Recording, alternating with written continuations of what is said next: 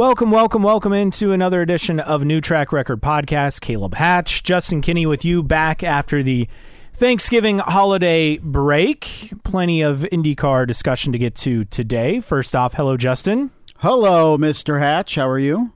Good. We're getting through the frigid temps now in December. Yes, we're at that point where I started the car early this morning. And you have a story about this, too, about how frigid it is. Yes. Started the car this morning, had to leave super early to take my son and his friends to school. Drove all the way with still ice half on the windshield, and it's still on there, I think. It's not melting. So, but I was able to actually get into my driver's side, yes, unlike you. When I left the house, and again, I have remote start on my car, but I always forget to use it, like always. I think I've used it probably like a half dozen times in the 6.5 years I've owned the car because I didn't discover I had it until like... Oh, you didn't even know you had it? No, I mean, I bought it used, so I didn't know all the features. Gotcha. And anyway, so didn't use it. And I'm like, I said as I was leaving, I was like, I should have used it to get here. And I get into my car. I can't open the driver's side. Well, that happened to me the other day. I just went to the passenger side, hit unlock again, and then the driver's side opened. Well, today it did not, so I had to climb in through the passenger side. But wait, it gets better. Yeah. Drive all the way to here at the library, WELT Studios here, as we record on Thursday, December 5th.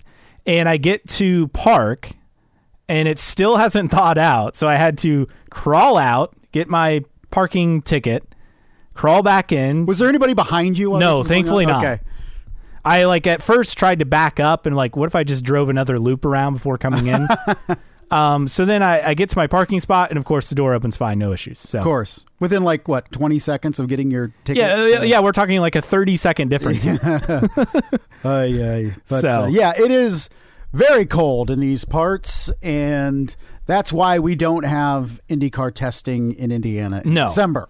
No, 18 degrees, not going to cut it. But what we do have is plenty of news to get to. We have more Indy 500 entries confirmed. We have some silly season updates for IndyCar.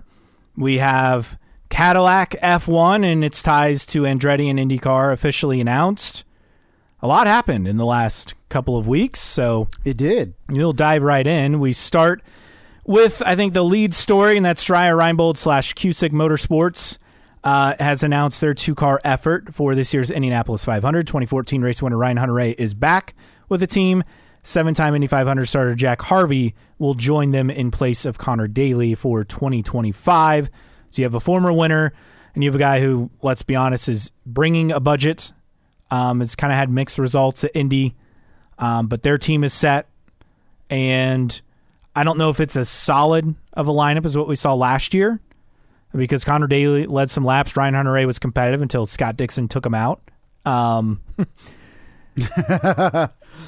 That's the truth. Very true. Which was the impetus of my... It was a fast 12 car. Yes, and kind of my impetus of Scott Dixon making un-Scott Dixon-like moves, unlike he did earlier in his career. So all that said, a pretty solid lineup, and naturally, we get the Dreyer Reinbold and Cusick Motorsports. They work well together. They want to go full-time, but they have a specific timeline. And I guess this is different from the previous off-season stories that we saw for the past decade plus of them saying, hey, we want to go full-time in IndyCar, and they've not run outside the Indy 500 since, in 2020 they ran a couple extra races. Yeah, 3 races Sage Karam, total, maybe? I think. The Indy GP, and it was one other race weekend along with the Indy 500. But they at least have a specific timeline saying when things change in 2027, this is Dennis Reinbold telling Racer.com, with the formula and taking a look at that with the new cars and new engines coming out, at what we can do to build our program to be full-time at that point in time. That's our goal. So that's where we're focused. Focus on the next 2 Indy 500s and growing our program to be full-time in 27. So they have a specific timeline, so at least this is a different tone. But let's be honest, with the new charter system and how things are set up, they'd either need to buy a pair of charters or seek permission to try and qualify. Now, do I expect we're going to have the same 27 entries come 2027 with a new car? No, I do not. Because anytime we have a new car, change in engine supply, whatever, costs go up. Yeah, you have to people replace everything, reevaluate. right? You don't have extra spare chassis. And maybe, I forget where I saw this. I don't know if it was Racer, IndyStar, Motorsport, somewhere, kind of speculating, well, what if with the new car we see Penske and Ganassi drop down to just 2 entries and there's 2 other charters? Maybe, but I wouldn't. Here's my thing with Penske in particular is as long as they feel like they have 3 championship caliber drivers and can field 3 championship caliber teams, they're going to keep 3, in my opinion. We look at Ganassi, who is recently as last year had 5 on the grid, now going to 3. So I don't know. There's a lot to happen between now and then, but I do think we're going to have some attrition, whether existing teams cutting back cars or existing teams going out of the series by 2027. But I guess until it happens, until there's more movement in the direction of DRR doing extra races, which I think would be the first step, even that at that time, it would be more of a talking point, I guess, because we've seen this story before. As you mentioned, it's a little bit different because they have a date set. A 2027 is hopeful, but it's not easy to get into the series full time anymore with the charter system. And DRR isn't flush with capital like a Prima to go in and say, yeah, we're going to just try and qualify for every race. I just don't see that as being a thing. So a lot of things need to go Dreyer and Reinbold's way for them to be a full-time team in 2027. Not saying they can't, but there's a lot to happen both with the DRR and the series in the next 2 years for that to happen. So where we stand right now, we have 28 confirmed car and driver combinations. We have 33 expected entries. So we have the 3rd Rahal, the 2nd Juncos, both Dale Coyne cars, and then a 4th Andretti Global car. Still TBA, that 4th car, of course, Indy 500 only. We'll have more on potential drivers for that moving forward. But that's where we stand now. Do we think we could see 35, 36? Nathan Brown puts kind of the total of IndyStar, puts it at 35.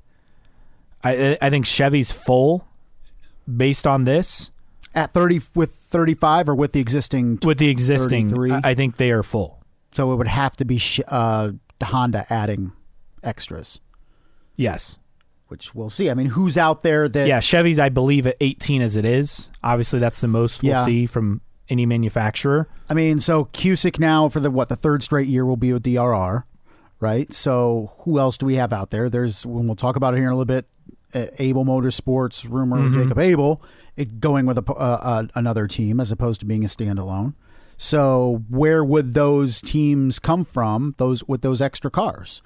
And to your point, I guess part of the negative with the charters and especially the amount of cars we have committed to a full-time is there's not a lot of spots for extra entries from other teams. So you're kind of wondering where those could come from. So we look at it. We're not going to see an extra from Foyt because they're Chevy. Again, Chevy's at 18. So Andretti's already announced they're going to have a 4th. Chip Ganassi Racing could have a 4th. Yeah. Dale Coyne could have a 3rd. I don't think Meyer Shank's going to add any more. They already have 3 with Elio. And then Ray Hall could have a 4th. So that's 3 possibilities. I don't know if I expect all 3 of those to happen. No, I think, and we talked about it several podcast episodes ago about our predictions. I think you said 35, I said 36. I think 35 right now here in early December seems to be that. Honda's at 15 as it is, so right. I think we'll get 2. I doubt we'll get 3. I don't see Honda adding 3 additional. 1, yes, maybe 2, probably not 3. Yeah. It's kind of where we're at. Unless, I don't know. You never know with the Indianapolis 500 who could be looking to add a car into the race, but it's so tough right now with how the longevity of what we've had. We've had this chassis, this car, this engine formula, etc. Even with the hybrids, is somebody jumping in to the deep end as a new team. It's very, very difficult. I think 2027 is kind of that target of maybe you do have an influx of other teams that will be part-time or Indy only, but it just doesn't seem beneficial right now. So that's where we stand on Indy 500. What about where we stand on the silly season? A good write-up by Joey Barnes of motorsport.com, kind of taking stock of where things stand with the 4 remaining full-time seats, 2 at Dale Coyne Racing, 1 at Juncos, and 1 at Rahal Letterman Lanigan Racing. That's what's left for full-time seats. Now, Right. I would say that the Dreyer Reinbold news, what that means for Connor Daly is he's got all chips in for a Juncos Hollinger Racing seat. Sounds like it. And we talked about that at length last week about how that makes sense for Connor Daly, how that makes sense for Juncos. And it's all about Connor Daly scraping up as much money as possible to bring. Yeah, he doesn't need to bring, quote unquote, a full budget, because Stingray Robb, who is thought to be the most well-funded driver in the paddock, which is his mind-boggling teammate. to me. Yeah, it is. But there's a lot of money there. And Connor Daly is apparently the front runner for that seat, which is what we thought. Joey Barnes of Motorsport goes on to say an announcement potentially coming sometime in the next week. So, and this was posted on December 4th. So we could see something soon here as far as that seat. That's not really a surprise. Obviously, Romain Grosjean would still be in discussion. Rinus VK also apparently on the short list. Rahal Letterman Lanigan Racing, we've gone over this. It seems to be that Devlin DiFrancesco is the driver in play because they essentially need funding for that seat. Kevin Lee on Trackside the other week shared that DiFrancesco, major candidate for being considered by Ray Hall, and I think Marshall Pruitt's mentioned. I mean, it's been right everywhere. So those we kind of have a firm grasp on. The one we don't have a firm grasp on is Dale Coyne Racing. No, we don't, and you never know. It could go right up to the 11th hour into March, not knowing who's going to be in that seat. But I think while there's 4 seats remaining, it's going to be tough to be surprised about who gets those seats because there's so much smoke on who the leaders are for those 3. So the Dale Coyne, it's always a wild card. You never know. Whoever gets a sizable check for Christmas could be calling up Dale Coyne in the new year asking for that seat. And the names at play, so obviously Catherine Legg could return with the team. Hunter McElroy raced with them last year. Toby Sowery as well. Those are some names. Also, though, Jacob Abel pushing hard for a full-time seat at Coyne next year, which, again, I've been waiting for his name to kind of be on the radar somewhere. He did have that test with Chip Ganassi Racing at Texas Motor Speedway. So that would make sense. He's going to bring some budget.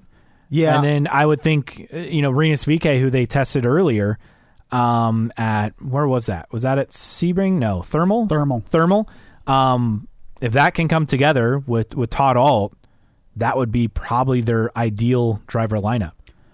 Yeah, and you look at Jacob Abel, and I know his dad has kind of wanted to stay as a independent team, or at least enter the series as a father-son team type thing, and it's just not realistic right now. So it makes sense for the Abel camp to partner with a team and bring some money to a team that has the infrastructure and kind of work together that way. So that kind of makes sense.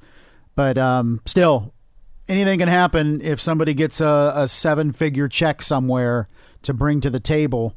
And I think probably at this point it wouldn't be surprising, unless Jacob Abel gets that seat full time, that we see multiple people in that seat in 2025.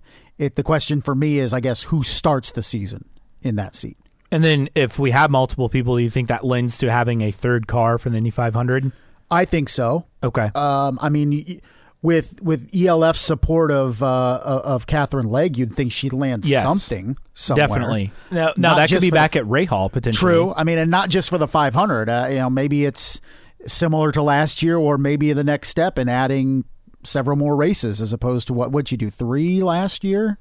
She did the ovals, right? Mm-hmm. Yeah. So what, 5, 6? So, could that grow into more, or at least the same amount of races for Legg? You'd hope to see that with support from ELF. So a lot of possibilities and where that could land and where she could land.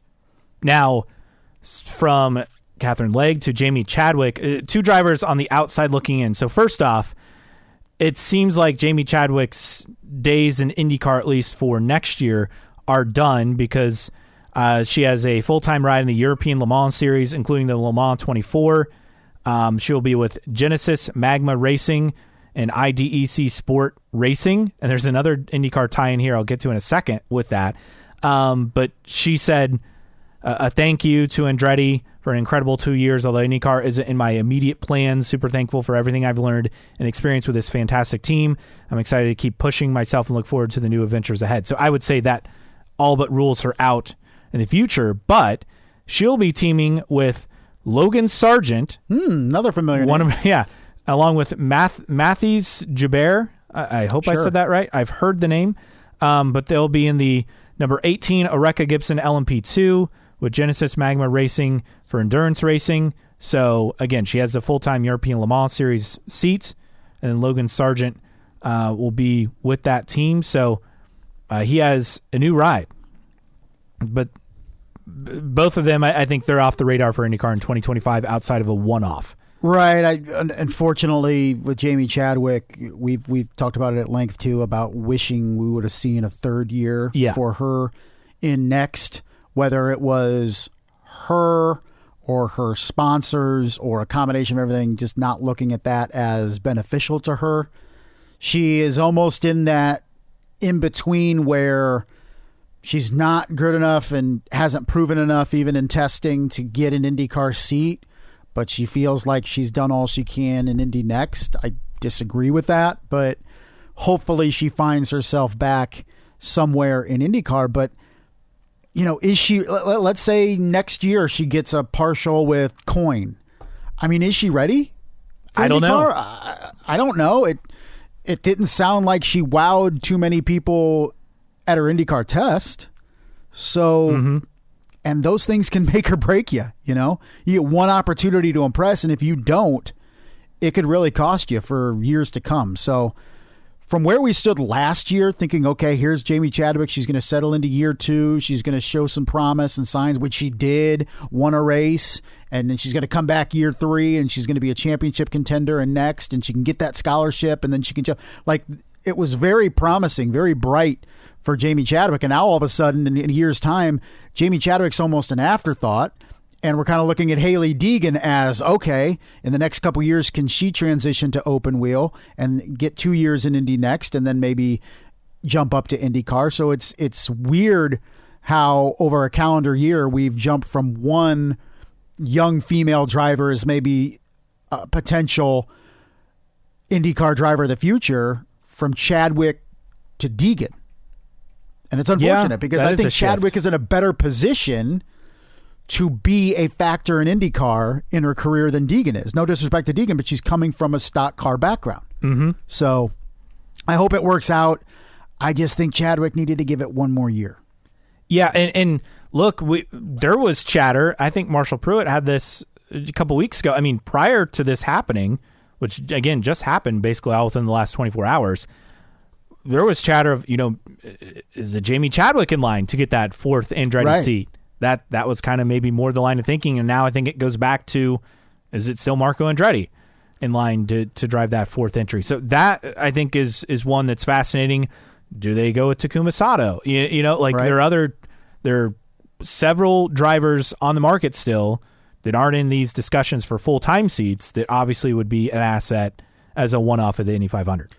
Still a lengthy list of qualified drivers out there, but for somebody that when we look and would love some diversity, added diversity to the IndyCar series, particularly somebody that could be with a top 4 team with Jamie Chadwick at some point, it just unfortunately, at least for the near term, that seems like a remote possibility. Yeah. And then we get to Cadillac F1. Aha! Yes. The official name of the new team that will start in 2026. General Motors and Dan Towers' company paying a $450 million expansion fee to get into the sport. It will involve... You could buy IndyCar for $450 million. Yeah, you could buy it for less IndyCar and the Speedway probably combined. Mario Andretti will be the Cadillac F1 director. They're looking at Ferrari for 2026 and 2027 as an engine supplier before it'd be a full GM Works team in 2028. They want one F1 veteran, one young American. Colton Herta, obviously, first on the list for that. Not really a surprise. Yeah, so we finally have this official, and there's a lot of info that's come out. It seems like Michael Andretti's okay, that, he got the team. I mean, publicly he's okay. Right. I think it still is a bummer that they work so hard and their name's not going to be attached to it, but it's their facilities that are going to be used. Right. In the U.S. and in England. Yeah. They had been working at pace, right? Their work continues at pace, and they were spot on with that. They've been hiring and posting jobs and hiring people for the project. And when it's all said and done, I think the thing that fascinates IndyCar fans is Colton Herta. He's got to finish, fifth or better to get the super license points? Correct. Enough super license points to qualify to be an F1. And if not Colton Herta, is it Pato O'Ward? Pato O'Ward? I think so. It's one of those two. And then the other driver you would expect to be an F1 vet, as I mentioned. I mean, and that could be Sergio Perez, who's going to be out, right, at Red Bull. He'll be out. Could it be a Valtteri Bottas? Valtteri Bottas. Could it be even a George Russell? Does he leave? Yeah, George Russell. I mean, he's going to be the guy at Mercedes next year. So, I think the possibilities are endless. I just think, though, that this is the year, and maybe this is added incentive to take Colton Herta to win the championship in 2025, because it'd be somebody else other than Penske and Ganassi, and B, he could very well be racing at least for the time in his final season in IndyCar. So the new venture, so it'll still be Andretti Global and IndyCar, but as far as the name, TWG Group, that's essentially the team for F1. Yes, it'll be Cadillac F1, but it's TWG Group is essentially the name. And they announced a couple of new partners. Doug Duchart, I hope I said that right, is Chief Performance Officer of Motorsports at TWG Group, which oversees all the former Andretti properties, former NASCAR exec. And then Jill Gregory, former NASCAR VP and Marketing Officer, who also ran Sonoma Raceway, is COO of a subsidiary of TWG, president of Andretti Global. So Michael Andretti left the organization. Also, JF Thorman, who's a longtime right-hand guy for Michael Andretti, also left the organization. Rob Edwards still expected to be leading the IndyCar operation, so that's not really a change. Yeah. But Mark Walter is the founder of TWG Group. It's the investment company. He's also CEO of Guggenheim Partners, controlling owner of the LA Dodgers and Premier League club Chelsea.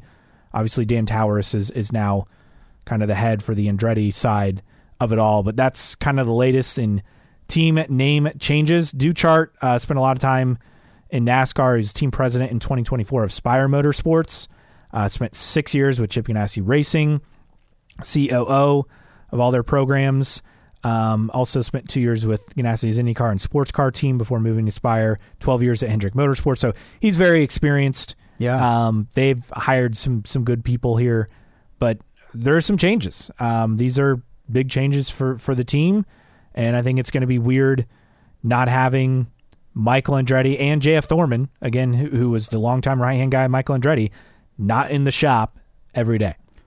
A couple of things, and there were some very insightful comments by Chris Medlin on Racer.com in the mailbag this week about the impact of Michael Andretti not being a part of Cadillac F1. And we felt like initially that was maybe a bigger part of the reasoning of why this was accepted than it was. I mean, Chris Medlin said, what, like 0.5%, he would say, the impact. The bigger impact was the Department of Justice lawsuit, right? Or the investigation, whatever it was. Yeah, by the DOJ. Yeah, by the DOJ into this. That was really the impetus of what pushed this forward. It wasn't the exit of Michael Andretti, per Chris Medlin. This was more because of the investigation by the Department of Justice. And do you think it's a coincidence that Greg Maffei, CEO of Liberty Media, stepping down? Do you think that's a coincidence, or do you think that's related to this that's a good DOJ question. thing? Maybe. I mean, that's some angle I haven't really thought about. Chase Carey, right, who was formerly in charge, is looking apparently to be back in F1 with some sort of role. So yeah, I don't think it's a coincidence. There's no thing such thing as a coincidence in Formula One, that's for sure, No. in terms of what goes on behind the scenes. But I do think it's important here on this podcast to mention that, at least per Chris Medlin of Racer, that the absence of Michael Andretti wasn't really the factor that pushed this forward for GM and now Cadillac F1. So I think it's important to understand. I think we're going to see Michael and Mario, for that reason, for that matter, around F1 a lot more starting in 2026, maybe even 2025. And I wouldn't be surprised. I know that the answer from Rob Edwards was no, that the team name isn't changing. I think inevitably it changes, right? As soon as maybe 2026. Yeah, maybe there's a delay. Yeah, I think it's... But then again, It's there's inevitable. still Andretti people involved with the team. I mean, Marissa Andretti, Michael's son, I believe, is still but involved it's with the team. Just kind of, it's not run by Andretti. So why... I don't know. I mean, how long do you keep a name as an homage when the Andrettis don't own it? Is kind of my thing. Williams in F1. True, I guess. I think it's a brand that you keep the name. Maybe. Yeah. And one correction for myself, I talked about JF Thorman leaving, so he's not leaving fully. He's shifting into a new role as head of driver development at Andretti Global, that according to the AP. So a different role. Apparently he had been more focused on the ladder development side last Gotcha. couple of years. All that said, they get their entry. It's announced after Vegas. There are rumors out there prior to the Vegas weekend race the other weekend that this was going to be announced. It was. We can all, I guess, move on with our lives. And if Colton Herta gets a super license, he's going to be in that seat. If he doesn't, my guess is they would go for Pato O'Ward and then obviously an F1 vet in the other seat. Which one would you rather see go to F1? And it could be a variety of reasons. Selfish reasons to keep him in IndyCar. Root for him, quote unquote, root for him to get that opportunity. Who would you rather see their last season be this year in IndyCar? Colton Herta or Pato O'Ward? Colton Herta, because he's a young American driver, and because Pato O'Ward's becoming the face of the IndyCar series. Selfishly, I That's don't want why Pato O'Ward I going want anywhere. Pato O'Ward to stay in IndyCar because he's been this close to winning the Indy 500. He's finished second in the championship before, as is Colton Herta now. Yeah. And he's becoming the face of the series, along with the fact that IndyCar is this close to a race in Mexico. I mean, I was going to say, it'd be typical IndyCar to lose It is Pato purely for O'Ward. selfish reasons. Yes, no, as it should be. It would be totally typical IndyCar to lose Pato O'Ward entering 2026, which we believe will be the first year of IndyCar racing in Mexico. Yes. And you wouldn't have Pato. That would be peak. Why'd you have to say that? That is peak IndyCar, though, right? This is the stuff IndyCar. that we always stress and worry about. And we're always waiting for, we talked the other week about off-season news announcements and, like, do we get a concept of the new car, the Indy 500, and do we get confirmation of Honda staying on? We'll have more on that later. A third OEM, Toyota's leaving NHRA. What does that mean? Yeah. Of course, Toyota's apparently rumored to go back to F1. So everybody's we'll getting into see. F1. Yeah. F1 or IMSA, basically. Do you think, because F1 operations are never sustainable unless you're a Ferrari because you get money baked in, right? How it's set up. I mean, it's just, do you think this is just a buzz thing that we look back in 5-6 years, come 2030, and is Ford still going to be there? Is Cadillac even still going to be there? Well, and I think it's a good question with Chris Medlin is, he also mentioned the mailbag, like, is GM this aggressive if Ford wasn't getting into Formula 1? I don't think so. And now Toyota is like, well, Honda was leaving, now they're not. Now we need to jump in type thing. So, potentially. So, yeah, I think it's all about what if your competitors are involved in something that right now is very, very popular and doesn't seem to be falling off anytime soon, talking about worldwide, then it's natural to want to jump in there. But if things start leveling off for Formula One, if things start declining at some point, particularly in the United States, yeah, do you see some teams? But right now, it's the sexy place to be right now, and manufacturers are jumping on board, maybe not as much as their own desire to do it, as much as their desire to match what their competitors are doing. Now, apparently, Herta needs to finish 4th or better, not 5th. Yes. Yeah, 5th, he would need an FP1. And if that's the case, does McLaren give him a favor? Is he still with McLaren technically? I don't think so. I think Pato replaced that role. Yeah, I think it was more of a goodwill gesture for sure to do that so. at one time. But does it change people? And this is a question not just for you, but for our listeners: does it change your rooting habits next year if it's Herta or Pato? And you say, okay, Herta is on the cusp. He's 5th in the standings late in the season. Are you rooting for Herta to finish in the top 4? Are you rooting for Herta not? Would you rather see Pato go than Colton Herta? I think it's an interesting question, but I think you and I feel like that will be a majority opinion that we can't afford to lose Pato O'Ward on A, he's the most popular driver in the series, and B, we haven't even had a race in Mexico yet. I can't let him go yet to Formula One. I think eventually he makes it there. Just don't want to let him go quite yet. Give us another couple years of Pato O'Ward. Now, I don't think IndyCar can afford to lose either of them, let's be honest. No, but I think two of the brightest young stars in the sport, but Pato brings a cachet. It's easier to, quote-unquote, replace Colton Herta. And here's the thing. If they go to F1 and they're there for a couple of years and then it doesn't work out, they'll be back in IndyCar. Yes. That's the one thing you have to remind yourself. Very long. No. I mean, Sebastian Bourdais got, a season and a half? Yeah, then he was back in IndyCar. Yeah, unless you're with a top team, you're going to be spit out at the bottom of it at some point. Now, the third option, as far as current IndyCar drivers go, is that Alex Palou, or is there someone else? Probably Palou.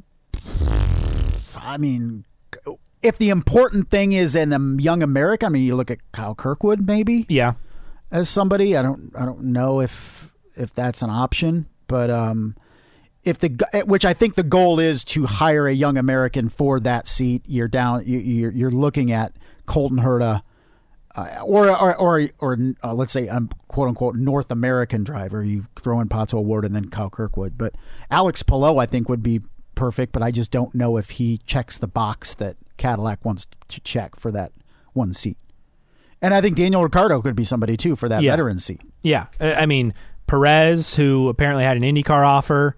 Well, Juncos is just offering anybody that will bring money. So Bottas, who also had an IndyCar offer. Ricardo Juncos also called him probably. And apparently Dale Coyne Racing, Marshall Pruitt thinks that Dale Coyne Racing offered Bottas. So I thought it was Juncos, but it's probably both teams. They're just probably because you're feeling things out. And then Alex Albon apparently had an IndyCar offer as well in the past, back in 2021. Yeah, I believe. So there's been guys on the radar.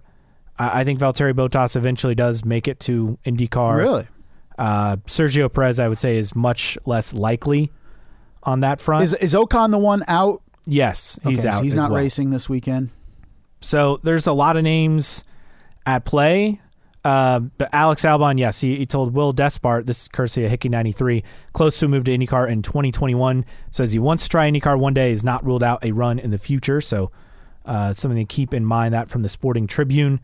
But all in all, I think Pato O'Ward, Colton Herta being 1A, Pato O'Ward being 1B if Herta doesn't get the super license points, and then I think Alex Palou is your next best option.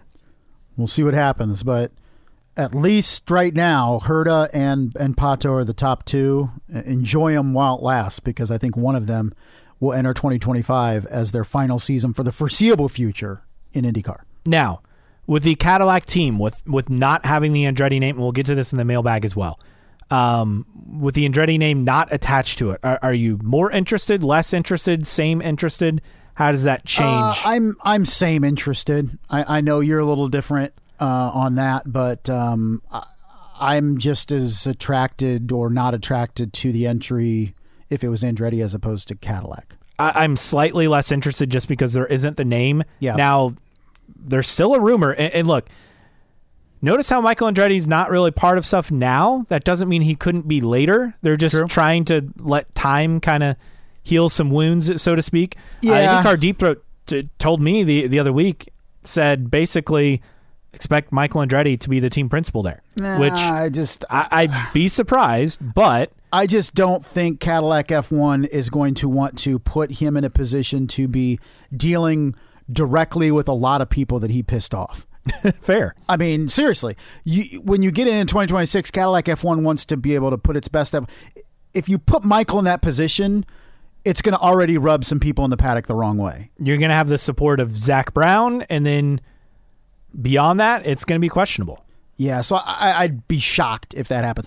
Over time, does Michael get more and more involved in that team? I think so, but I don't think immediately. I think it's just Cadillac wants to be welcomed with open arms and any cooperation it possibly can get. I just think with Michael, your front man, you're automatically going to get the cold shoulder from some people. Now, is it going to be called a yapping little terrier, which is what Mercedes team principal Toto Wolff referred to Christian Horner of Red Bull last weekend? So who knows? Really? Yeah. Well, between that and Max and George Russell, and supposedly Max saying he was going to shove his head into a wall. Of course, he's refuting that. It's never a dull moment in Formula One, for sure. So, with all that, if you agree or disagree with us, we'd love for you to interact with us. You can always find us on your favorite podcasting platform, Spotify, Apple Podcasts, Overcast, CastBox, Player FM, YouTube Music, I think on YouTube as well. So wherever you find your podcasts, you can find us on social media, IndyCar Podcast on Instagram. That's also the handle on Twitter/X. On Facebook, just search for New Track Record. And as always, you can email us, newtrackrecordpodcast@gmail.com. Send us your questions, comments, rants during the long IndyCar off-season. And you can support us via Patreon, patreon.com/newtrackrecord. Thanks to Xavier and others for their support. And as always, download and listen into the podcast for free. And don't forget, if you want to join the email list so you never miss episodes or special announcements, just send us an email, newtrackrecordpodcast@gmail.com, and we'll get you on the email list as well. All right, mailbag time, Justin. We actually have a lot to get to because, well, it's been 2 weeks. You put this out. Yeah, you put this out asking for any questions. Yeah, and I put a question thing out there as well. So we got to go way back. In the Wayback Machine. Yes, and this from S2000_Moose, Snarky Moose. I would not count on more military sponsorship. We talked about this, I think, last episode. Under the new Trump administration, Elon Musk is supposed to be in charge of cutting spending, and Tesla does no marketing. I don't know if Elon Musk is going to have as big of a role with stuff like that as you'd think. I don't know if he's touching defense budgets. Yeah. That's for sure. You know what I found interesting? I didn't realize this. It's kind of off topic, but yeah. So the Army All-American game, is now the Navy. Is now the Navy All-American game. That. Yes. Like I thought when Army dropped off, it was like, oh, okay, the Armed Forces is cutting off, or doesn't want to sponsor. But it's like you just swapped for the Navy. Yeah. It was just kind of weird to me because I thought the reason why Army was going away was it was being dropped as an Armed Forces supported event, but apparently not. If you're unsure, the All-American game is the top high school players in the country, high school football, and I think it's the week after. It's a little after New Year's, yeah. Usually. It might be New Year's Day, might be a few days after. Yeah, so I just found that interesting. But yeah, I don't know enough.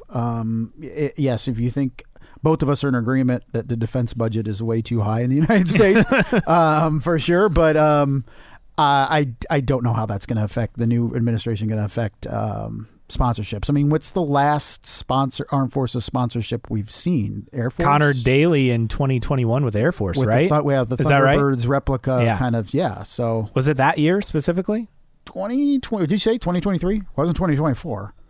No, 2021. Yeah, Yeah, it's been several years. I don't know if it was 2021 or not, but I just haven't seen he was it with them in 2021, which makes sense. So could we see something? I don't know if we'll see something 2025, 2026, I think would be the soonest. Right, but it's been out of the series for a couple years anyway, so these sponsorships are cyclical. Usually under Republican administrations, there's more spending budgeted for the marketing, right, and recruitment too. So if recruitment under goes Democrats, down, it's the opposite. So if recruitment is down for a specific arm, then they kind of prop that up. And one of the things they do is marketing and auto racing and stuff like that. So yeah, like you said, it's cyclical. I don't know. Snarky Moose also had this: any new car announcement would be pointless without an announcement of extensions for Honda and Chevy.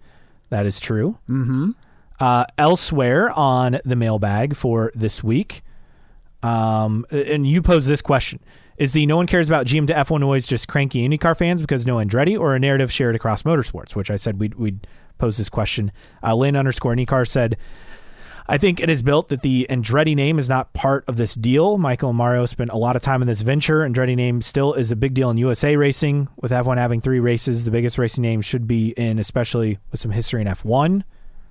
I mean, F1 just doesn't care. I think that's the reality. Doesn't care, and I think Chris Medlin even said, too, is Cadillac and GM is a bigger name around the world than Andretti. That's just how it is. Yes, but is Cadillac that big of a name?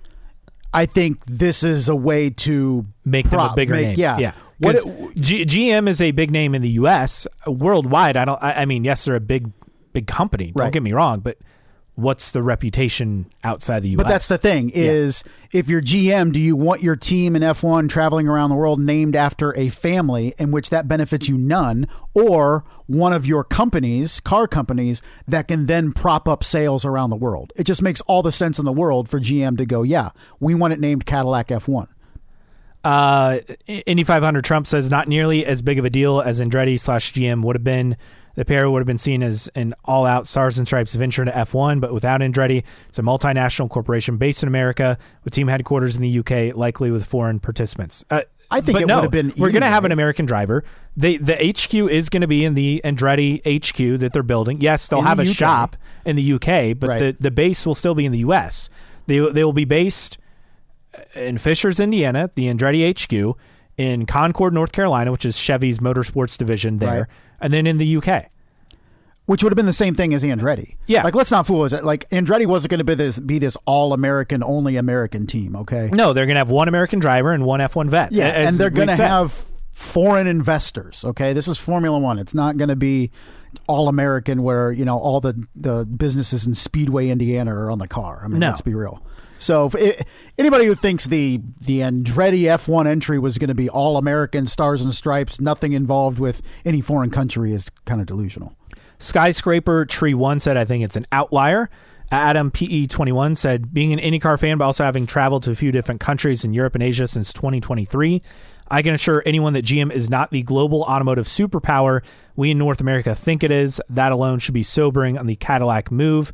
Cadillac joining F1 is cool and all, but for me personally, it raises my marginal interest in watching a race on TV from 0.1% currently to 0.11%. Grizz814, I could care less. The story was how GM kicked the Andretti family from IndyCar. The long-term loss for IndyCar will be felt. Which we've proven is inaccurate in terms of, like, nobody kicked Michael Andretti out. No. In terms of how it impacted these racing series. But going back to the previous comment about GM not being a worldwide brand, they want to change that or improve that by getting into Formula One. And then Kojo617, piggyback of last week's, well, it would have been 2 weeks ago, pod. With Juncos hurting so bad for money, how much did McLaren cutting ties last year really hurt them? Was that a very lucrative agreement? Is the handling of Canapino still hurting them? That's a second question first. Yeah, those are great questions. Handling of Canapino still hurting them? Yes, I would say it is. Was it a very lucrative agreement with McLaren? I don't know, because outside of what McLaren papaya orange striping on the cars, we didn't really see like brands carrying over, right? Right. So I don't know. How much did it hurt them? I think they're hurting now, but I don't know if that's fully tied to the McLaren dropping them deal. Didn't help. No, it didn't help, but I don't know if it's hurting them either. It feels kind of neutral. Right. I don't know. I'd have to know more. It's an interesting question. I think if it was in year 3 or year 4 of that relationship, it would have hurt a little bit more. But we were still in year 1? We weren't even through a year of it. So it sure didn't help. I just don't know if that relationship is still a thing. I think Juncos is still in the same position. Yeah, as it is now. So Prima hiring Michael Cannon, head of engineering, that just made those seats more attractive. It did. So I posed the question, where does Gavin Ward end up? Lynn_IndyCar said, since Ward focus was engineering at Penske before his job at McLaren, I think he'll be head of engineering at Rahal Letterman Lanigan Racing. That would be interesting. FitJ1983, like to see him back with the 2 and win more championships, or develop Juncos Hollinger Racing if they can pay him. And then P. Gaynor 14 with an interesting one. Wouldn't mind Fox hiring him. I was about to say that. That would be for me, I know probably not Gavin Ward, my best case scenario for him is, how about put him in the booth?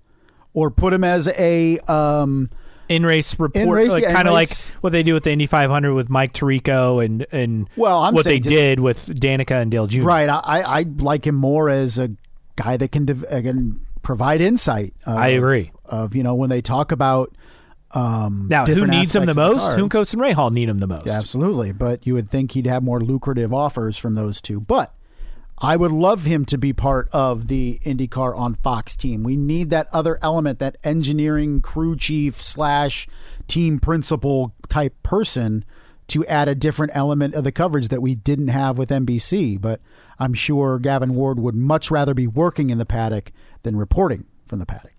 All right, and then I posted an open Q&A for questions, and we start with Poet Shevchenko. I like this question. What do you think is something that F1 no longer does, but would be a good idea for IndyCar to do? Refueling. No, I'm just kidding. I think the single car qualifying on road and street courses. You think that IndyCar should adopt that? Yes. Man, what would people complain about? I'm talking about teams and drivers at road and street courses if there was just one car at a time out there. They'd say that, they didn't sweep the track well enough before qualifying. Right. Yeah, or, but seriously, that would solve a lot of the issues where you get a warm-up lap and one time lap, and that's it. Yeah, I don't think it's as exciting, though. I think it'd be more exciting. You think? I don't know. I mean, the final minute, 90 seconds of each session is pretty exciting when people are bumping each other and all that stuff, but it is incessant whining about clear track, Correct. Somebody blocking this you. solves or that issue. I know it does. But in terms of entertainment, yeah, for the first couple but man, when we get to the 16th, 17th, 18th, 19th, 20th goers, I'm like, oh my God, how long is this going to take? Because you got to think It'd be just like oval qualifying, but I know, but it's just kind of to get rid of the complaining about clear track. For sure. No, I understand that angle. What about for you? Something that I would wish IndyCar would do. The F1 no longer does. That F1 no longer does? Huh. It's hard, right? I'm trying to think because there's a reason why F1 doesn't do it anymore. I mean, like F1 doesn't do refueling anymore. Correct. But IndyCar obviously does do refueling. Does. So IndyCar is dropping, or not IndyCar, F1 is dropping DRS eventually, but supposedly. Supposedly. Whether they replace it with a push to pass or not. You know what? I don't know. I got one for you. Okay. F1's doing a all-out like launch, like all in the same. Oh, yeah, like but a media they day, used but all to at do, one. yeah, all Team by team. What if IndyCar did team by team? Well, I think some teams car launches. tried, like McLaren McLaren's does it. tried, yeah. They do it well. Nobody else does. No. Well, it's not part of how IndyCar operates. The problem is the car doesn't change every year for IndyCar, and two, there aren't full-time sponsors on IndyCars through the entire year, like most F1 cars. Like when even Kick Sauber, congratulations, Kick Sauber, by the way, for getting a point last week. Their first point of the season. Wow. They got 2 points. Wow. With Zhou Guan Yu. But anyway, when Kick Sauber releases their livery and car for 2025, that's their car for the season. It's not really the case for IndyCar because you have so many different sponsors and all that stuff. I like the idea, but the unveiling doesn't hit as much because all the cars look the same and your sponsor may change throughout the season. So it would be like a power struggle on who's on the car for the unveiling. Mm-hmm. But I get what you're saying. This also from Poet Shevchenko. What is you most excited for the start of the new IndyCar season in March? Hopefully not a tough question. What I'm most excited about? I'm really interested in, I don't know if I'm most excited, but I'm really interested to see how Prima does right off the bat. That was the first thing I thought of. I think for me, it's the battle of the midfield with the changes at Prima, Juncos, Ed Carpenter Racing, and Rahal. Coin, we don't even know what their lineup is, so I don't know. Yeah, are they going to take a step forward? Are they going to be at the back end of the grid? So I'm excluding them for now. But who wins that battle? Those teams. That fascinates me with the driver changes. Is Prima coming out and running with Juncos, for example, toward the back of the field? Are they competing with teams like Rahal in the midfield? I would be very interested because this is not a. Are they competing with the big four? I mean, it'd be awesome. I don't see it, but they are definitely investing as if they want to compete I don't see it happening right away, but could they come in and if they qualify 2 cars in the top 15 at St. Pete, I think that'd be tremendous. So I think it's most exciting thing to me is a new team that is really well funded and coming over. This isn't a Carlin type situation where, but they were well funded. They were well funded, but they didn't have the driver lineup. Yeah, I mean, Kimball won a race and was experienced, and Max Chilton had won in Indy Lights, but and was a former F1 driver, heavily funded. They had funding, but they didn't have a lot the of that crews. Came from Max Chilton's dad. They didn't have the investment in the crews and that kind of thing. For example, Michael Cannon leading Prima's, they're going all out. So I can't wait to see a new team that for the first time since McLaren. I know we only have limited examples, but since McLaren, this is the most excited I've been for a new team to enter, whether it's partial or full time. All right, this from NK Harden. Who was the rightful winner of the 1981 and 2002 Indy 500s? You provide a definitive ranking of all the women's race in the 500. Why is Milka Duno at the top of Caleb's list? She is not. I would put Danica Patrick at the top of that list. Yeah. Danica, and then I would go Lynn St. James, Janet Guthrie, Sarah Fisher, Anna Beatrice. Would you put Anna Beatrice or Simona? Oh, Simona, then Anna Beatrice, then Catherine Legg. Who am I forgetting? Anyone besides Milka? Then Milka. And Milka. Is there anyone I'm forgetting? I think we're forgetting somebody. I'm sure we are. We are, but I'm going to say I'm going Janet Guthrie because of the history of her and what it meant. I think. Oh, Pippa Mann. Yes, Pippa. So I put Pippa Mann right before Milka Duno. I think the further we get away from. Or the more we get accustomed to women in motorsports, particularly IndyCar, the less we appreciate the ones that forged the way. And I think that's why Janet Guthrie is always going to be my number one. Is she was the OG. Mm-hmm. So I go Janet Guthrie as my. Now, did you know this? Desiree Wilson, only woman to have entered both a Formula One race and the Indianapolis 500, failed to qualify in both instances. I did not know that. I did not know that either. So I learned something new. How about that? The rightful winner of 81 and 2002. Well, it's Mario Andretti and Paul Tracy. Yes. Do you agree? 2002 was pure politics. Yes. And in 81, Bobby Unser that won in 81. Mario. But Bobby Unser eventually won. Could you imagine that happening today, where you don't know the winner for months? No. Well, they had a winner, and then they changed it. Yeah. So eventually, and that's got to be tough. Like you do this. Let's think about it today. Let's say Joseph Newgarden wins. He does all the media tours, blah blah blah, all this stuff. He gets his face on the trophy, let's say, and then they change it. That'd be pretty crazy. Yeah. This from Momo Hater. I know several others from Big Orange that were let go after the season. Non-competes extend to around first race, give or take. How is that fair given the team let them go? And why isn't this talked about in the media? I'm sure these guys aren't making the big bucks. Well, I think the last part answered the question. Unfortunately, they're not making the big bucks, so it's not. Yeah, and why is nobody talking about it? Well, because they can't talk about it. Yeah. Not talking about media, but the employees. Yeah. I mean, is it fair? But that's business. It is. Unfortunately. It is life. We've all had unfair things happen to us in business. It's not a McLaren thing. It's not a McLaren only thing. Okay, let's be real. I'm sure we both had very unfair things happen to us in business. Very much so. This from Jeremy from HBG. If you could pick any two current IndyCar drivers to star in a buddy cop show where they travel the country solving crimes, who would you pick? I have my choices. Two guys. I need somebody that's like aloof, and then somebody that's so I'm going to go. I'll go Connor Daly because I think a personality it's a good choice. Fits. And then I want to put him with somebody that's kind of like, let me think, kind of aloof, kind of off the wall. I'm not going to pick somebody that a lot of people would think. I think it would be funny though, and these neither are full time. Give me Connor Daly and Takuma Sato.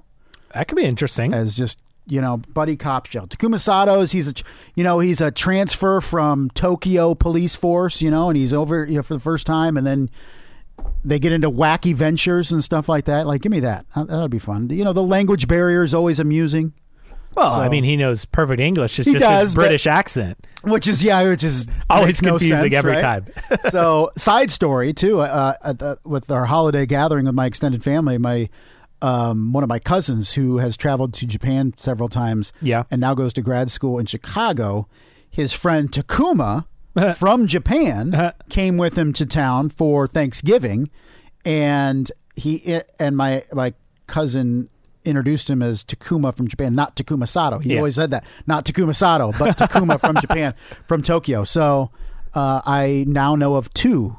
I've now spoken to two Takumas That is from cool. Japan. That is cool. As opposed to just one. So, yeah, give me Takuma Sato and Connor Daly, and wacky hijinks ensue as they try to solve crimes. So I was kind of thinking, what drivers are friends, not necessarily teammates currently. They would have a good back and forth rapport. And I was thinking back to the 500 Days to Indy series and how drivers interacted. I'm going to go with Pato O'Ward and Felix Rosenqvist. All right. Because they're like best buds. Yes. And completely different personalities. I like it. So I think that would I think you have an outgoing in Pato. Yeah. And then you have maybe a more reserved in Felix. And yes, I like it. Let's make it happen. With that, we wrap up the mailbag. We shift to news and notes, and still a lot of things to get to. So, good news on the Honda front. Marshall Pruitt, Racer Mailbag, saying this week, regarding Honda, nobody will talk on the record, I've asked, but I'm hearing positive conversations on staying have been happening. So, that's good. That's very good. And that was really the only notable thing from this week's mailbag. Is no news good news? We've talked about that before. I think it is. I think so too. We've said it multiple times. Yes. This is positive. Yes, and I think that's the maybe the first hint in a couple months that we've gotten that it's going in the right direction, which is great. And another thing from Pruitt the previous week, not official. Every team owner I've spoken with regarding charters has said at some point they expect the release of new cars to coincide with Penske Entertainment trimming the field from a max of 27 cars to 25. That is where I got the would teams, cut a car kind of thing. I mean, do we think they want to go in the direction of a Formula One where every team has two? Because we know that OEMs have been reluctant to back a one-car team. Yes. Like Able Motorsports. Is that coinciding with the series wanting to go more teams in, but not as many cars? Maybe, but I feel like you're getting into F1, non-competitive territory with, not non-compete, but what's the word I'm looking for? Like monopoly or whatever. Not monopoly. Yeah, but the series makes $1 billion, so they're doing something right. I mean, they were talking about it on the race in Qatar on Sunday. The difference between these numbers are just mind-boggling to me as somebody who watches IndyCar. The difference between 8th place and 6th place in the Constructors' Championship is like $30 million. It's just why. I mean, and I think that's what... Very few teams have a budget of $30 million. I mean, it's just wild. And Penske, Ganassi, McLaren, Andretti. Yeah. That's probably it. Like I would have said Rahal when they had Hy-Vee, but probably not anymore. Yeah, probably not anymore. And that's 6th place in the Constructors' Championship. And that's not just $30 million. That's a $30 million difference in money between 6th place and 8th place. So it's just the money is stupid in Formula One. And there's a lot of negatives in there, but if it gets trimmed to 25 or maybe 26 and there's 13 teams of two, I mean, would that be a bad thing? Yeah, 26, it'd be fine. But clearly, they're not. By going to 25, they're not going to say you have to be a two-car team because we'd have one. Yeah, we would have one entry, odd man out, unless Andretti sticks with 3. Yeah, maybe the max is change. 3, but I don't know. I don't know what happens, but I just want every team that wants to be a part of the series has an avenue. Maybe not necessarily with charters, but has a chance to compete and prove whether they belong or not. Because I think Juncos has proven that it doesn't belong, and I've talked about that last week, but at least the opportunity is presented for teams to compete. I don't want it to be you can't get in if you don't have a charter. Speaking of Juncos, so we talked about Michael Cannon going to Prima. We'll figure this out. I'm sticking with Prima until Until proven otherwise? Still proven otherwise, and maybe even after I'm proven otherwise. Okay. Well, I'm going to tell Prema it's pronounced Prima. this is America. Yeah. We pronounce things wrong. Like Alpine and Alpine. Yeah. If you're over here, it's Alpine. Yeah. Okay? Yeah. If it's over here, it's Prima. But Juncos Hollinger Racing has welcomed their new technical director, David Brown, to the team. Now, this is a pretty big signing for them. According to Nathan Brown, spent more than 2 decades in F1 engineering, working with some of the best, Mansell, Prost, Hill, Coulthard, Senna among them. Recently been with Brian Herta Autosport and Porsche and IMSA. Ex-technical director Yves Turon left the team.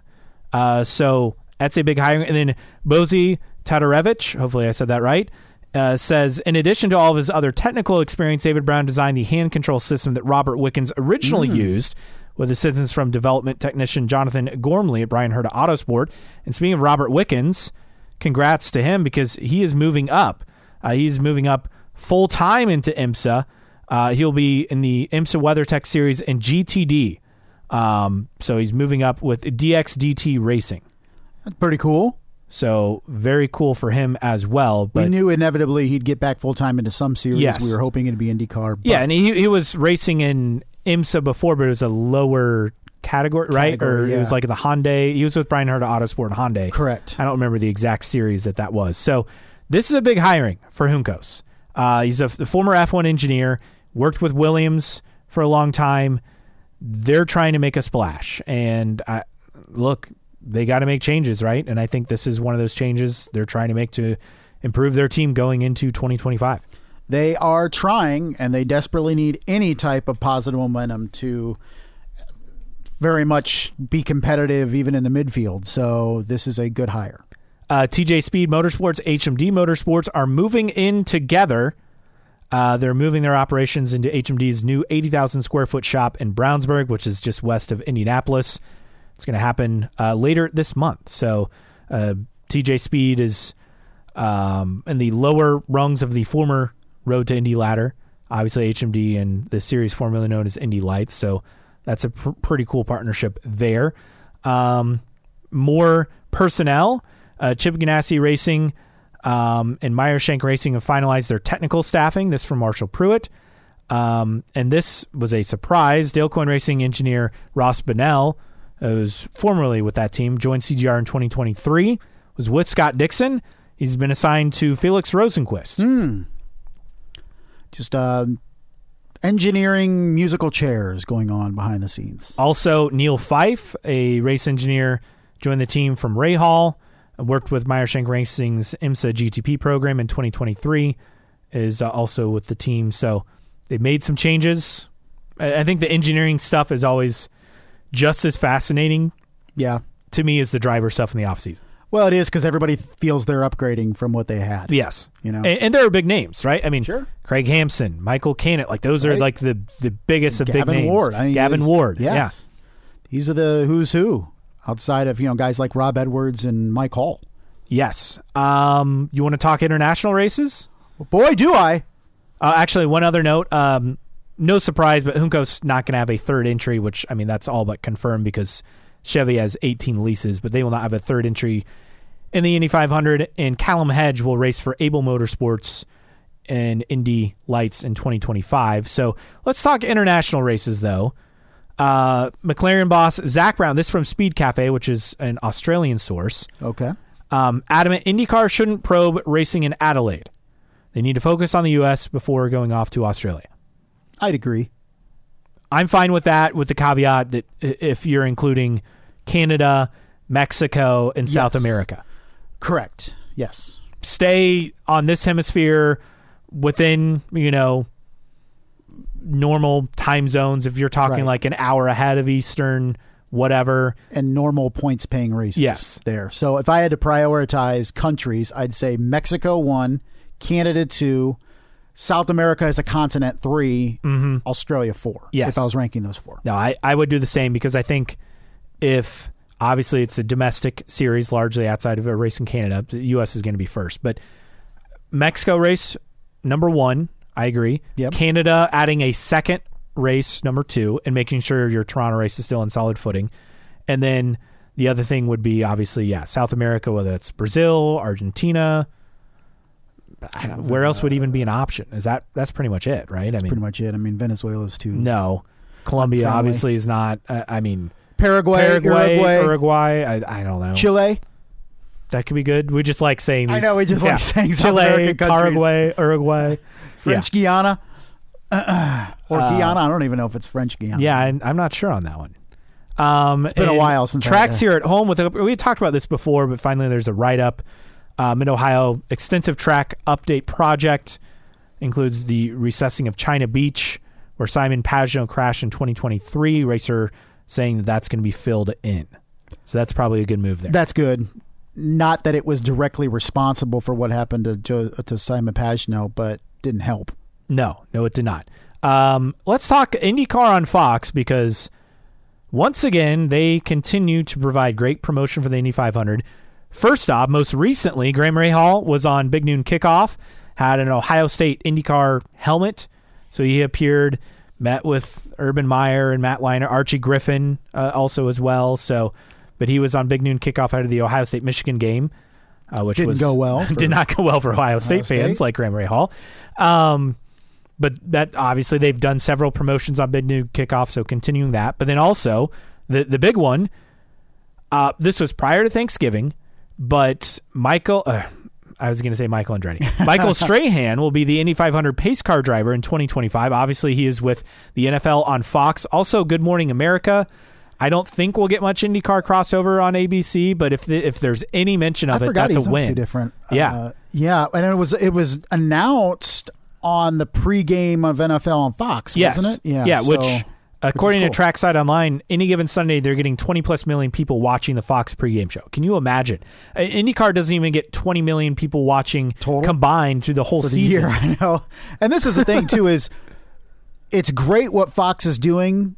One, and it's great where they're doing it because it doesn't feel out of place, right? It feels within the other things that it's broadcasting. So Michael Strahan is on NFL on Fox, so that was a great opportunity to do that. Graham Rahal, big Ohio State guy from Ohio, and was on the Big Noon Kickoff for that. I mean, it just doesn't feel shoehorned in. It feels natural. Natural fits, and because of Strahan crossover, NFL on Fox. But I would venture to say more people just know him as a host or co-host on Good Morning America. Right. I mean, he's very well known for that role and has been in that role for quite some time. So you have NFL fans, sports fans, and then you have largely women, right, who are watching Good Morning America, and that crossover there. He is a very well-known media personality in this country that I would venture to say, outside of NFL fans, most people probably don't even know he's a former NFL player at this point. I agree. I mean, and a Hall of Fame NFL player. He's hosted various primetime game show type things. And he is a media personality now. And maybe the best thing is this has been announced 5 months in advance to where, they're not going to build a whole media push around it, but it can be mentioned over the course of 5 months through various media and mediums. It's going to be great. And they also announced the pace car will be the Chevrolet Corvette ZR1. Is that right? And Will Power's new Verizon livery, which looks very much like a Shell V-Power livery. Yes, it does. So very red, white, yellow, updated livery. I think they're going to have similar liveries across the board for Penske, perhaps. Yeah. But cool looking car. Just once, I want the all black Verizon car that he raced in the Indy 500 in 2009. Yeah. I want that back. That car was sick. I would love to see some. We get so much shine. I would like to see some matte colors. Yeah. Marshall Pro was talking about day glow. Do we get day glow back? Ooh, yeah. That would be cool. But anytime a college football team does matte color on their helmets, it just hits different for me. And I would love to see like a matte black car in the 500 or even in the C. I don't care. Just give me. It's always so shiny. Give me some matte colors. Give me some just deep black matte color. Would be cool. A couple of Indy 500 adjacent announcements. Joseph Newgarden's second likeness on the Borg Warner Trophy was unveiled. 111th face on the trophy. Obviously, he's back to back. And Tag Heuer extended his partnership with IndyCar and the Indianapolis 500 and Indianapolis Motor Speedway. Multi-year deal. That partnership continues. They'll also be the presenting sponsor of the Holman Terrace Club Suites, Nice. official watch and timekeeper of the Indy 500 as well. So continuing that partnership moving forward. A few other quick things to get to. In fact, I think, Marshall Pruitt with a positive update on his wife, Chabral, who's been undergoing cancer treatment. Recent visit with the oncologist confirmed all she's been doing over the last 6 months to defeat the breast cancer that returned has been successful. Things trending in the right direction. So outstanding news right there. There's a GoFundMe to support as well if you want to check that out. So Awesome. Good news there. Time for tweets of the week. And we have two of them. Mm-hmm. This from GT Rain YT. And it's IYKYK, if you know, you know. And the picture is, so you know the meme of the guy with the tiny domino and then the big dominoes? Yes. And he's at the tiny domino. And it's him there, Zach Veach, talking to his church pastor in 2017. And the biggest domino is Cadillac F1 which that is how that happened. Uh-huh. Crazy. And then Kyle Kirkwood, K. Kirkwood Racing. What do I do in this situation? This doesn't happen in Florida. And he was in Indy, obviously, and there was snow on his car. Like, just a dusting, mind you. Yeah, it's all right. Now, whether it was, the worst is where it's like a wet snow and then it freezes. Yeah. I mean, kind of like what we had this morning where it was just all onto you. It was like glue. But it looked like relatively harmless for him. Just brush it off, Kurt. Yeah, You're fine. You'll be fine. All right. With that, did we miss anything? There was a lot to get to. A lot to get to with a week off, and I think we covered everything fairly admirably, per usual. All righty. Well, with that, and Connor Daly tweeted this. Always enjoyed driving green and black cars, it seems. And he was posting his Jonathan Bird's Dale Coyne Racing livery from 2016. Is that a hint? I would say so. I would say so.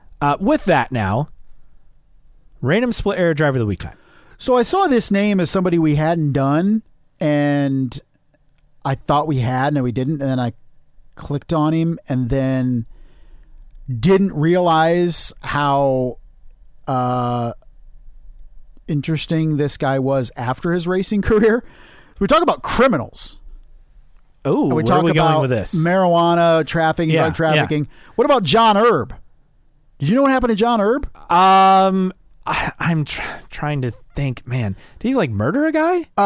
No, but his Wikipedia starts, he's an American former race car driver in the Indy Racing League, ARCA, and convicted child sex offender. Oh, yeah, that's bad. So let's talk about his racing career first. So in terms of his IRL appearances. Yeah, I remember him. Yeah, 16 starts over 2000 to 2002, and then had some spot starts in 2007. And 6, one start. Yes, and in 6. D&Q at Indy.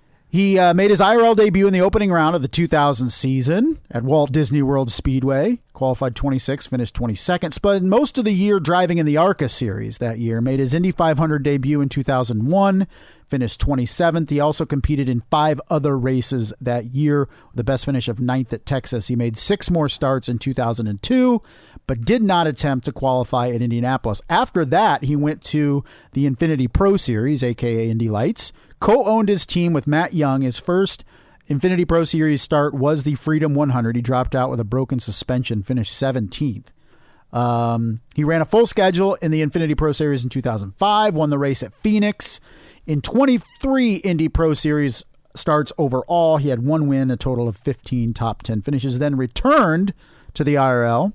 As you mentioned, 2006 Indy 500, Playa del Rey Racing. He was a co-owner, and he then yielded the car to Roger Yasukawa, who qualified it for the race. He then qualified for the 2007 Indianapolis 500, qualified 27th, finished 32nd. He made 2 other starts in 2007. He raced at Texas and spun in the pits, entering the pits at Texas, and at Michigan finished 20th. And this is interesting. He sold his team's cars to the league's pool of chassis for former Champ Car teams following open wheel unification. So after unification, apparently the series just had a stockpile of cars to sell. Well, they've been using it since 2006? Right. So they just kind of, hey, you guys are coming over here. You need some cars. It was after his racing, though, that he got in trouble. On October 4th, my birthday, 2013, in Collier County, Florida, he was charged with numerous counts of possession of child pornography. His wife reported him to the police station after finding pictures of nude girls on Herb's laptop. And several of the pictures were with underage girls. In 2016, he pleaded no contest to some charges, 13 counts of child pornography. He's in jail for 25 years and has to serve at least 85% of his prison sentence. He'll also be on lifetime probation, I'm sure, as a registered sex offender. So, John Herb overall raced in portions of 5 different seasons in the Indy Racing League, and his top finish was 9th at Texas 2 in 2001. Race for teams like Bird McCormack Racing, TriStar Motorsports, PDM Racing, the Racing Professionals, and Playa del Racing, as well as his appearances in the Infinity Pro Series.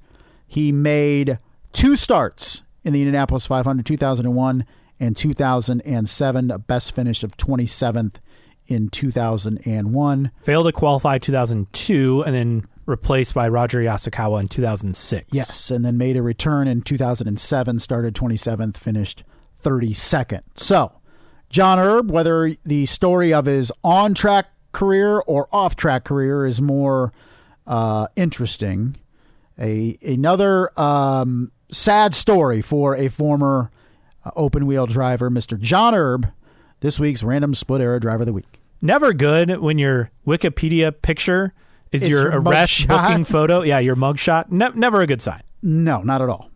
Not good. With that wraps up a marathon return episode. We'll have a couple episodes in December, and then we'll obviously take a couple weeks off between Christmas and New Year's, as well as we standardly do. There's just nothing going on by that point. No. So we'll see what comes out next week. Seems like we could have a driver announcement imminent in the next Connor week or Daly? so. Yeah, perhaps. So for Justin Kinney, I am Caleb Batch. Thanks for joining us, as always, on New Track Record Podcast.